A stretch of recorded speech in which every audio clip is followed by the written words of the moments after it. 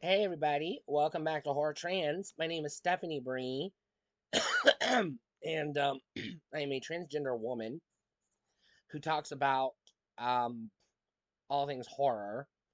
And real quick, happy Trans Day of Visibility. It happened 2 days ago. It was a great day for me and some of my trans friends and family and you know our community.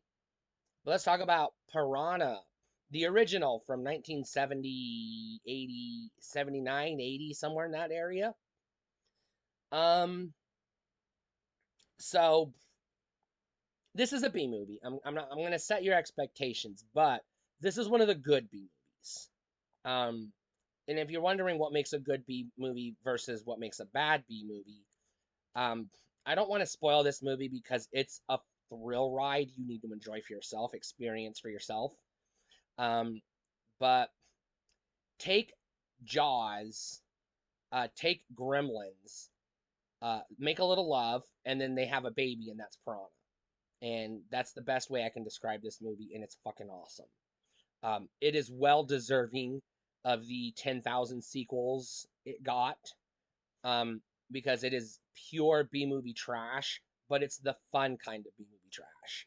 You know, it's the kind that you're watching it and you're like, oh yeah, they definitely weren't taking this seriously. They're just having a good time making a movie. You know, there are there are B movies. I'll put them out there. There are three categories of B movies before I get back into this movie. There's the B movie where the director is like, look, I know we don't have the budget to make a good movie, so let's just have as much fun as we can and hope people enjoy it. That's the fun kind.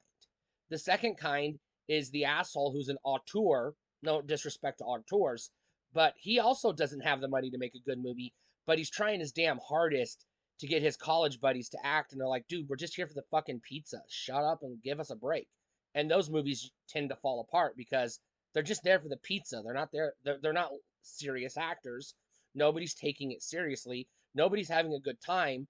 They're just doing it as a favor to their friend. Those movies tend to suck. The third kind of B movie is where you have someone who who doesn't who has no respect. I'll say has no respect for the genre they're riffing. They're just making fun of the genre and or the fans. They're like, "Hey, they did this in this movie and people liked it. So let's just do that but like dial it up to 11." And so they just like try to rip off every B movie trope they can because they're like, see, we did it too. Those movies tend, not always, but tend to suck. Uh, Piranha falls under the camp of the B movie where they're like, look, we don't have the money to make a good movie, so let's just make a fun movie and hope for the best.